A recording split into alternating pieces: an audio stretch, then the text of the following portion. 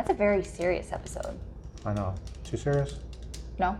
We're not going to get a lot of views on this, George. But I don't care. We're doing our support for the Ukraine. It's relevant. It's relevant. It's important. And this is the bottom line.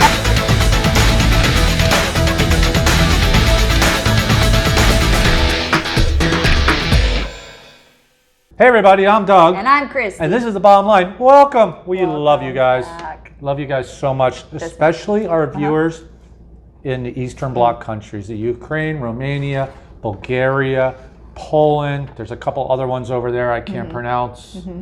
There's Slovenia. probably a few more names that we cannot pronounce this episode in advance. Let's go. Well, we have our sponsors, of course. Which are? Marine Data Solutions and Salty Rags Crew Apparel. Marine Data Solutions. I've got 99 problems on board. Nothing like the real world problems, but I still have 99 problems on board. And the internet's not one of them! And who else? Salty Rags Crew Apparel. Who are Salty Rags Crew Apparel? Well, they keep us looking some sort of seasoning fly. company. That too. They could customize some seasonings for you, but They do shirts, they do linens. They're very busy. Keep calling Dave. They also do body bags. They do money bags. They do stuff that you can hide heads in.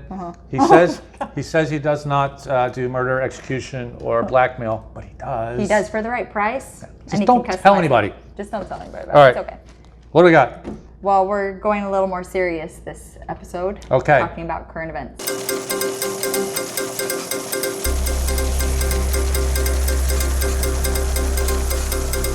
Hey gang, this just came in February 28th last night from the UK Department for Transport and the Maritime Coast Guard Agency, and I will put this bulletin up on our Facebook group page at the bottom line.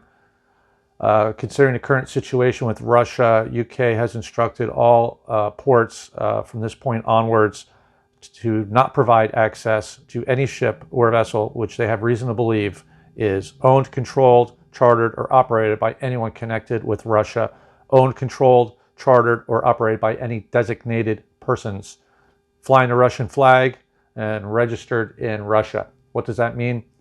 That means like a yacht that has a Russian owner with, say, a American management company flying a Cayman Islands flag, that's still considered Russian, and the UK wants them out.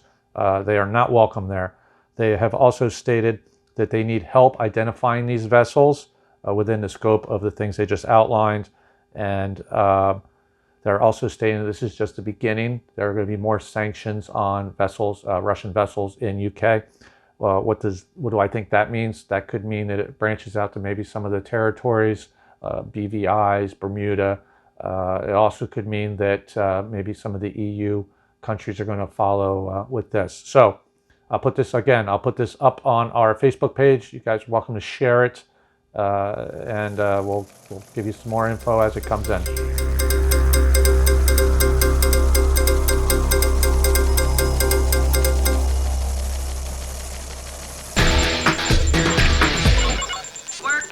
Okay, yacht industry news. What do we got? Yacht industry news. Well, look, our scenery has changed, Doug. So this is actually the location of the Bottom Line Worldwide headquarters. This is where the very first episode was filmed, right here, AKA my bar. Look, we have our old Data Marine. They were with us from the beginning. Gosling's was a sponsor. People send stuff in. Look, they sent this in. It says no oil spills. We've got the boats. This boat means an awful lot today. Here's a quick clip from the very first episode. Only surefire way you can make sure that the women are good luck on board is if they're naked. Now, I'm sure you've seen the cruise ship or the sailing ships where they have the figureheads up on the bow of the boat and they're obviously don't have any clothes on. That's because literally good luck to have naked girls on the boat. Now, Carrie's going to demonstrate for us. Demonstrate what? Getting naked on a, no? No. Where's the boat? Oh, okay, next question. That's when I was telling everybody that naked women on boats are a good thing, which they actually Not necessarily are. Bad. No, they're good. Okay. And look how far you've come. All right. Before she gets into it, we threw the script out. So we're going to be shooting from the hip on this, and we're going to get a lot of the pronunciations wrong. So please forgive us in advance. Okay, but we're going to be talking about Russia and the Ukraine and how it pertains to yachts and the marine industry in general. Yes. Go ahead. So here we go. First story is our Ukrainian chief engineer tried to sink a yacht in the Mediterranean, the 156-foot Lady Anastasia. So the chief engineer on Lady Anastasia found out that his boss is actually a manufacturer of the bombs that they're dropping into Ukraine. His boss is Russian. So he tried to scuttle the yacht. It didn't go all the way down, did take on water, and he was arrested. Yes. And then he was released a day later. Quick release. Quick Just release. like that. This is going to be kind of the theme of what we're talking about with the war and what's going on in yachts. So what did he do? Well, he said that he doesn't regret anything and he would do it again if given the chance. And he's actually on his way back right now to Ukraine. That happened in Palma. He's trying to get back to Ukraine to pick up a weapon and fight. This is incredible. People are coming out. First of all, the bottom line, all three of us stand behind the Ukrainian people because this is madness. And I'm so impressed with all the Ukrainians, especially the president, where everybody's like, other countries are like, hey, we're going to send a plane in and get you out of there. And he's like, video, I'm not leaving. I'm here with my guys. Matter of fact, he said, don't send a ride, send weapons. I mean, these people are, and you're going to see later on how hard and how committed they are to their country. And standing up for their country. Next. Well, talking about Putin and his graceful yacht. More yacht. So, more yacht Is stuff. not. So, nobody knows for sure, but everybody's reasonably sure that Putin's yacht is called Graceful. Graceful. Yeah, and it was being refit at a yard in Hamburg, Germany. And it had a long refit list. And all of a sudden, guess what? It just took off. Took up and went to Russia. Russia, probably a good idea. Probably a good idea. What's happening is, first of all, countries are putting sanctions, and everybody's like, oh, sanctions don't work. But just picture this if you're a millionaire, or a billionaire, actually, and you got a yacht stationed somewhere else, and you can't get money to the yacht. Uh-oh. That could cause problems. So Putin's supposed yacht probably was a good idea to go to Russia. Give me another big Russian guy's name. Abramovich. Roman Abramovich. He actually packed up. He was in the UK, and he owns a soccer team there, and he relinquished control to a board of directors. He got his plane out of there. Where's his yacht? It is in the Caribbean now. Okay, St. what's Martin. it called? It is called Eclipse. Eclipse. So according to AIS, it was moving around, and it's in a outer anchorage. Listen, the guys in St. Martin probably know better, but it looks to me like he's moved it farther away from the fold. This guy, why is he in trouble? He's not really in trouble, but he could be a target because he actually right now is in that other country that just joined forces with the Russians that are holding peace talks, which are not going to go anywhere. So he went over there to talk on the Russia's behalf. So he's got another boat somewhere else, doesn't he? He does in Barcelona, Solaris. Solaris is Barcelona. Again, all of a sudden these billionaires have to worry about their yachts. Okay, so by the way, Eclipse, beautiful boat, but okay, next. Well, and then we had the Nord boat too. Nord. By Mordashov. The second richest guy in Russia, and he parked this thing where? Some teeny little islands. East Africa. East of Africa. I mean, this isn't exactly Monaco or St. Bart's or something. So he's probably smart putting it over there. So again, you got the sanctions, all right. And then another thing is, and I never thought I would be saying this on this show, but yachts are under attack. I mean, real attack. Someone just tried to sink one simply because they're Russian owned. Now, a couple of these guys are key players in this whole thing, and there's probably a lot of Russian guys that have nothing at all to do with the war.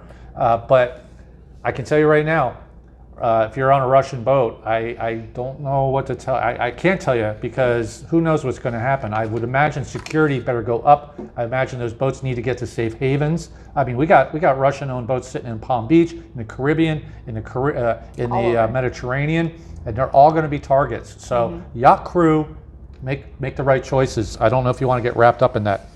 Next. Well, we are going to be addressing the Coast Guard, how they're involved. Wow, I never thought I'd be saying this.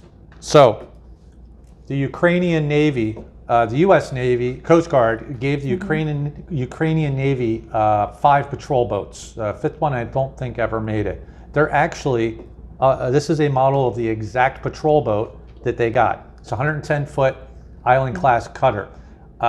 This is really weird. So, Years ago, you could get pulled over by a boat like this on your yacht and do a boarding. And now, these island-class cutters, and what are the names? It is Cushing, Drummond, Orgacoke, and Washington.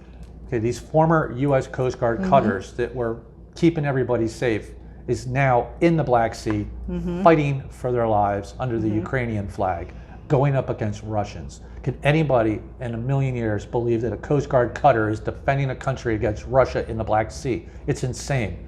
So I loved these boats, and our hearts and prayers go out to the sailors because it is a tough battle. And I'm going to tell you why it's a tough battle in about right now. Next. Yes, we have another story about the Ukrainian border guards setting up and protecting Snake Island. Just an incredible stand by the Ukrainian soldiers. So Snake Island is this petty little island in the Black Sea. It's about 40 miles off of Romania. It has no strategic value whatsoever. There were 13 Navy border guard people maintaining this rock of an island. Here's a picture of it. It has absolutely no significance, but listen to this VHF transmission.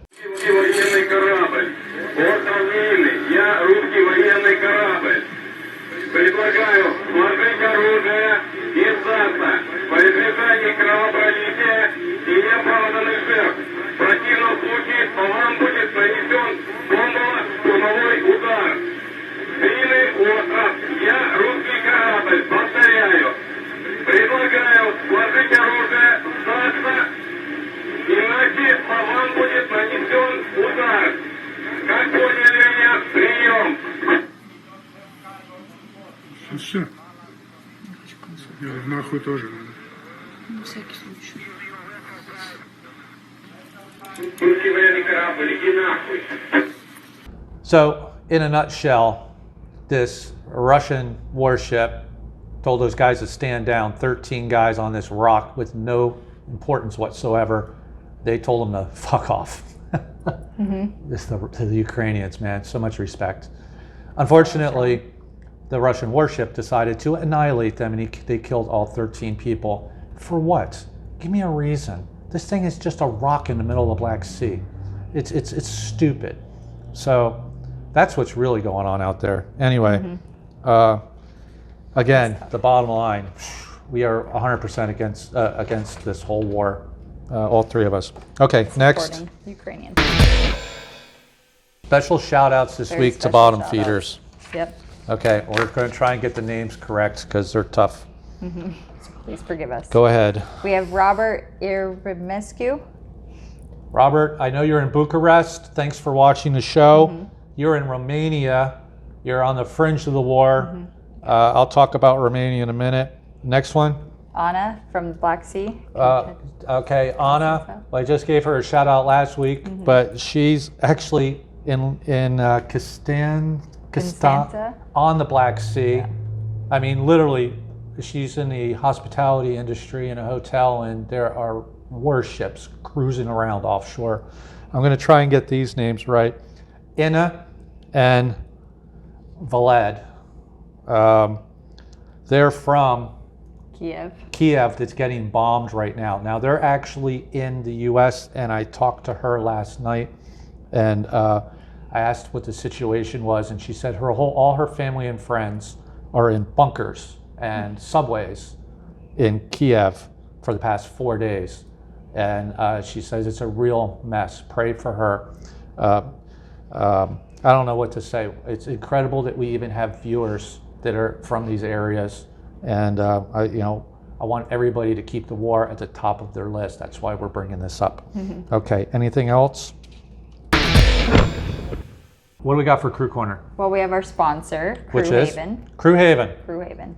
They have clean houses next to Lauderdale Marine Center. Yes. Don't forget, if you want elephants, giraffes, monkeys. It can be arranged.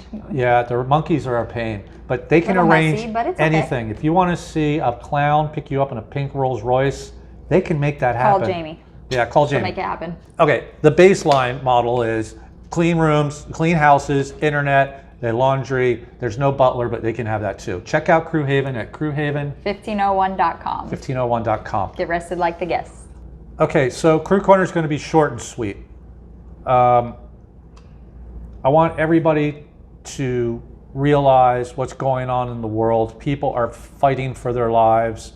We've got yachts sinking or trying to be sunk. We have military naval vessels blowing people up.